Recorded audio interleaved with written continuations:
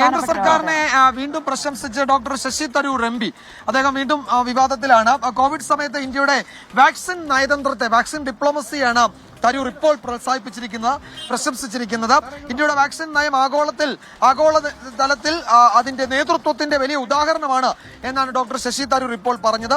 വിനീത വിജിയാണ് വിവരങ്ങളുമായി ഡൽഹിയിൽ നിന്ന് ചേരുന്നത്. വിനീത, തുടർച്ചയായി ഇത്തരം കേന്ദ്ര സർക്കാർ അനുകൂല അല്ലെങ്കിൽ പ്രധാനമന്ത്രിയെ പിന്തുണയ്ക്കുന്ന പരാമർശങ്ങളാണല്ലോ തരൂരിൽ നിന്ന് വരുന്നത്. ഇക്കാര്യത്തിൽ കോൺഗ്രസ് നേതൃത്വത്തിന് അതൃപ്തിയുണ്ട് എന്ന് അദ്ദേഹത്തെ നേരിട്ട് അറിയിച്ചതാണ്. പക്ഷേ വീണ്ടും അദ്ദേഹം നിലപാടിൽ ഉറച്ചു നിൽക്കുകയാണ് അല്ലേ?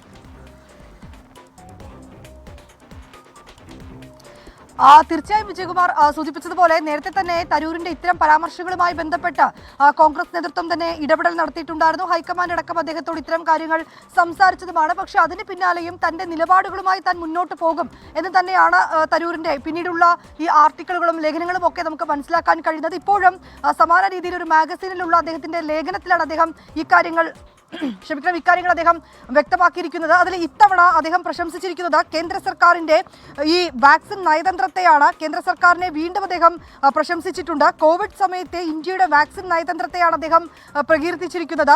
ഇന്ത്യയുടെ വാക്സിൻ കയറ്റുമതി വ്യാപകമായി പ്രശംസിക്കപ്പെട്ടു എന്നാണ് തരൂർ ആ ആർട്ടിക്കിളിൽ സൂചിപ്പിച്ചിരിക്കുന്നത്. ഇന്ത്യയുടെ വാക്സിൻ നയം ആഗോള നേതൃത്വത്തിന്റെ ഒരു ഉദാഹരണമായിരുന്നുവെന്നും തന്നെ പറയുന്നുണ്ട്. മറ്റു രാജ്യങ്ങൾക്കടക്കം ഇന്ത്യ മാതൃകയാവുന്ന ഒരു സാഹചര്യമാണ് അക്കാലത്ത് നമുക്ക് കാണാൻ കഴിഞ്ഞതെന്നും അദ്ദേഹം വ്യക്തമാക്കി. നേരത്തെ യുക്രൈൻ റഷ്യ യുദ്ധത്തിലെ നരേന്ദ്രമോദിയുടെ നിലപാടിനെയും തരൂർ പ്രശംസിച്ചിട്ടുണ്ടായിരുന്നു. ഇതിന് പിന്നാലെ കോൺഗ്രസ് നേതൃത്വത്തിൽ ഇടപെടലുകൾ നടന്നിരുന്നു. ഇപ്പോഴിതാ വീണ്ടും കേന്ദ്രത്തെ അദ്ദേഹം പ്രശംസിച്ചിരിക്കുകയാണ്. പക്ഷേ ഇത്തവണ പ്രശംസിച്ചിരിക്കുന്നത് ഈ വാക്സിൻ നയതന്ത്ര മേഖലയെയാണ്. SK